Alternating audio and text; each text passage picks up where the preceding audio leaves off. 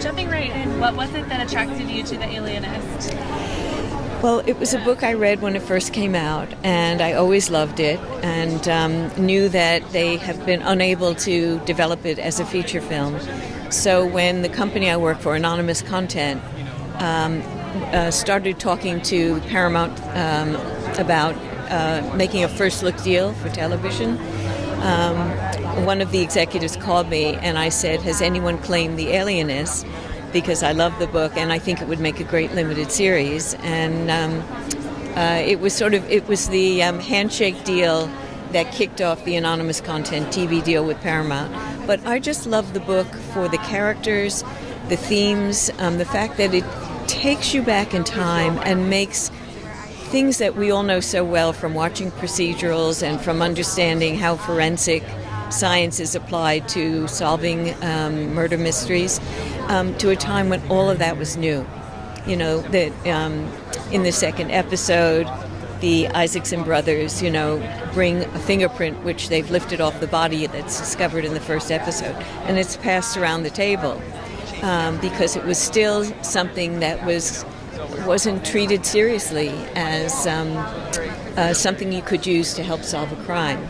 Likewise, psychology didn't even have a name, yet. It was that's why Dr. Kreiser is known as an alienist, because they believe that some people who were mentally impaired were alienated from their better selves.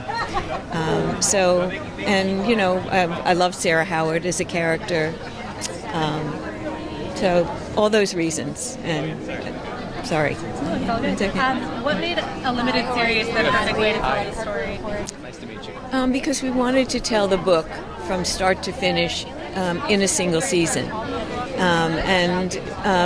As limited series have been revived in the last few years and have attracted the level of cast that we were able to get, it just seemed like exactly the right way to tell this story. And if we get lucky, maybe there'll be another story, whether it's one of Caleb's books or an original idea that will bring back all those characters.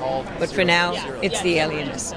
And you mentioned Sarah as a favorite character, and what we're really excited to see. Can you talk more about her as a character and casting before that? I think that well, firstly, she's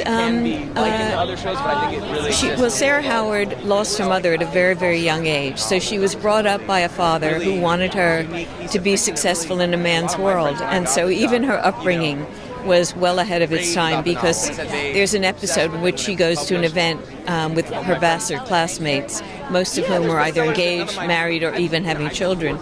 And Sarah Howard's main aspiration is to become the first female detective in the New York Police Department.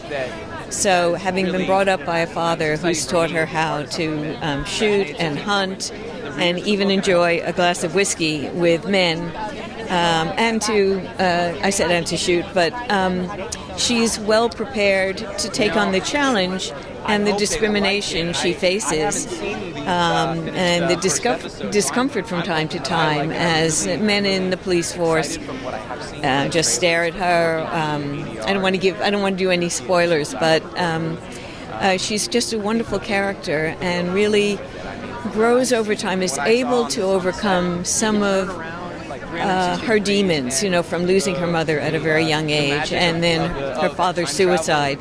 So she's just a great character to watch grow, get excited by being part of an investigation, something that would be unthinkable for a woman back then. So you're welcome. Thank you.